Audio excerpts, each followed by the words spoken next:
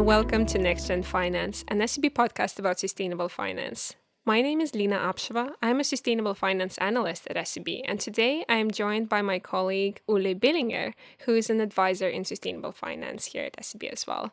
Hi, Olle, and welcome. Hi, glad to be here.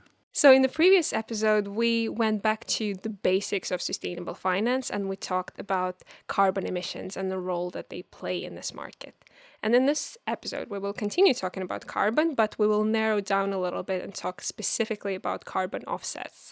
So, Olle, without further ado, how about we just jump right in? And I want to ask you, what are carbon offsets? A carbon offset is an activity which aims to reduce greenhouse gas emissions or remove CO2 from the atmosphere in one way or another. So it's a service that they provide, and the actor that provides that service want to sell that service to someone else, and they would like to offset their emissions. So that is basically what an offset is. So it's an activity. And what do you mean when you say activity? It's a little bit like this, that an actor wants to develop a specific project that could reduce CO2 emissions. It could be reduced deforestation, or it could be some other sorts of project, methane gas destruction, for example.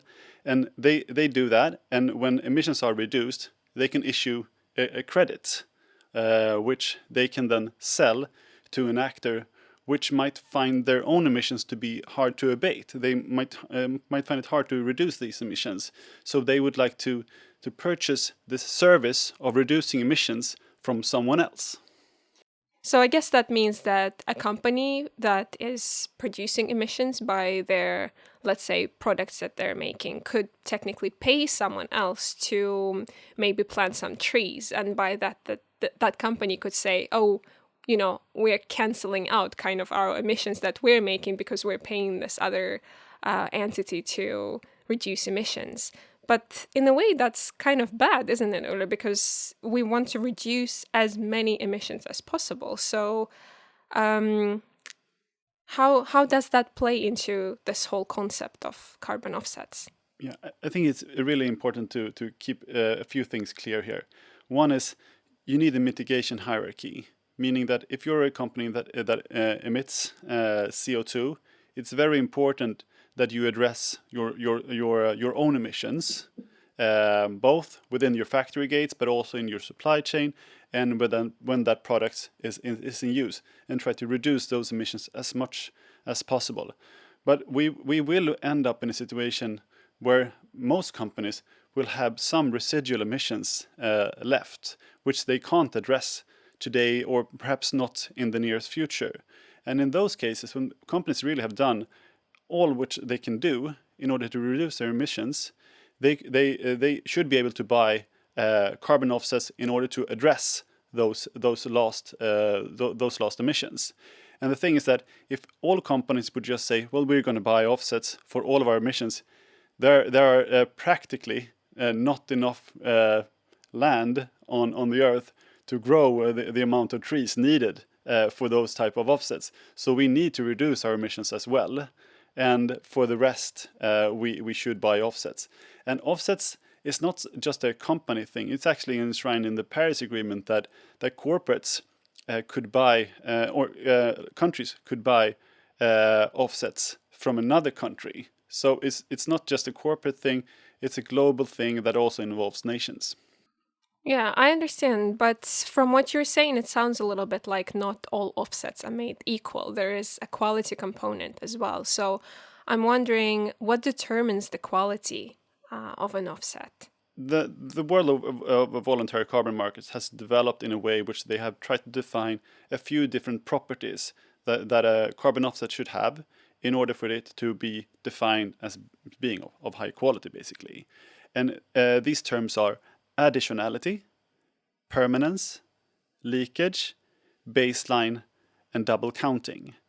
And if we just go through and try to drill down in these requirements a little bit, when we talk about additionality, we talk about the revenue stream that comes from the sale of these offsets is crucial for that project to actually materialize. If it wasn't for that revenue stream, the product wouldn't exist. So in that case, it should be additional. Permanence, it refers to the fact that if we talk about carbon removal, actually, vacuum the atmosphere of CO2, that CO2 needs to be stored in a safe compartment, which could be in a saline aquifer or an old oil reservoir underground, or in a solid state of some kind, so it doesn't escape into the atmosphere again. And then we have something that's called leakage. And here we don't talk about physical leakage, but rather say that you have a reforestation project or a deforestation project. You aim to reduce deforestation in a specific area. But what if another forest gets cut down instead, instead of the forest that you protect? Well, in that case, nothing has really been achieved, right? So you need to address the leakage issue as well. And then we have something that we call baseline, as I mentioned before. And a lot of emission reduction projects, they assume a counterfactual baseline. And with that, we mean that a deforestation project which assumes that the deforestation rate is really high when the project is initiated, and then when the credits are issued, the deforestation rate is pretty low. One can assume that the entity could issue a lot of credits. But what if the baseline was wrong, and the deforestation rate wasn't as high as they initially said it was? Then the entity could issue a lot of credits even though they were not entitled to them.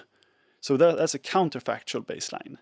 But for carbon removal projects, when you suck CO2 out of the atmosphere, you know what the baseline is today, because no CO2 is sucked out of the atmosphere. So that's more of a factual baseline. And then we have the issue of double counting, which means that one action cannot be claimed by two entities. And also, when the end user of the offset wants to claim carbon neutrality or whatever they want to do, that offset need to be taken out of circulation and being retired, so it can't be used twice. So it really sounds like it's not nearly as simple as you might think at first glance, which is really good, because we need all of these protocols in place to make sure that the carbon offsets are actually contributing to reducing or removing carbon from the atmosphere, rather than just claiming that they do so.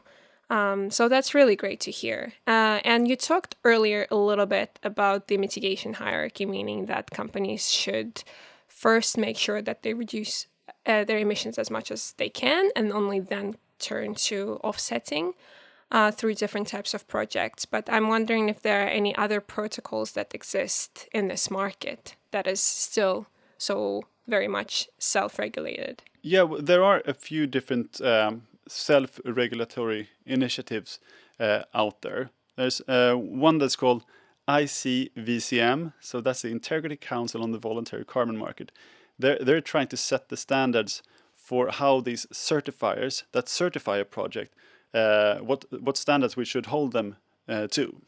And then there is VCMI, quite similar, but it's the Voluntary Carbon Market Integrity Initiative, which regulates what type of claim that a company can do when purchasing offsets. So that is standardized as well. And another thing you mentioned earlier was that you can capture carbon and then you can store carbon. And I know that there is this thing called BECS, Bioenergy Carbon Capture and Storage. Could you tell us a little bit more about that and how that relates to the offset world?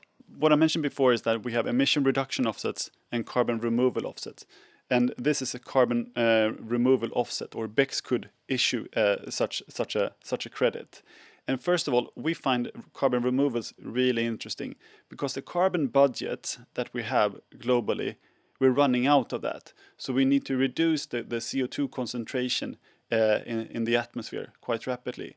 So an emission reduction offset does not reduce the carbon content in the atmosphere, but a carbon removal could actually do that. And BECS stands for Bioenergy, Carbon Capture and Storage. And that is basically an acronym which tries to define or capture biomass CO2. So it's not fossil-based CO2, but it's biomass CO2.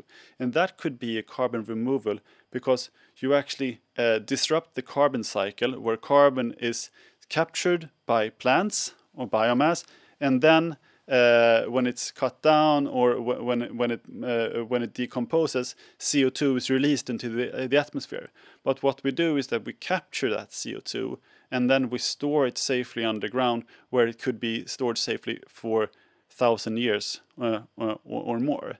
And here where we are in Northern Europe, we have a lot of point source emissions of bio-related CO2. We have it from district heating. We heat our homes with biomass, which is incinerated in power plants. And we also have a big paper and pulp industry, which releases a lot of CO2. So we have a quite good position to actually capture CO2 from the smokestacks and then store that. Hearing all of this, one might ask, if we have this technology to suck carbon out of the atmosphere and prevent all of these emissions, why are we not just doing that? Why are we tying it to this kind of transaction and a product called carbon offsets? Because we need to save the environment, right? So why not just go ahead and do it? Because it's not for free to build such a CCS, carbon capture and storage facility. It's really expensive. It's capital intensive. You need to involve transportation actors. You need to involve someone that's going to store it, and this costs money. So either the governments can pay for it, or the private market can pay for it, because they have an incentive to purchase carbon removal with permanent storage, to make good on the promises that they have made to go to net zero.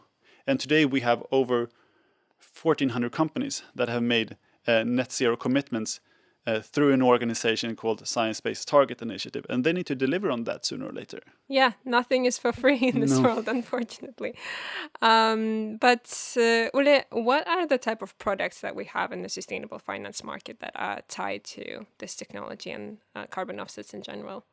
Well, to begin with, the carbon removal market is still in its infancy. So the credits based on carbon removals from BECS that we talked about, or from direct air carbon capture and storage (DACS), is just starting to enter the market. But as we see it, we need demand certainty for these large capex investments to actually come to the market, and for that we need a derivative market with futures, or perhaps more bespoke forwards that actually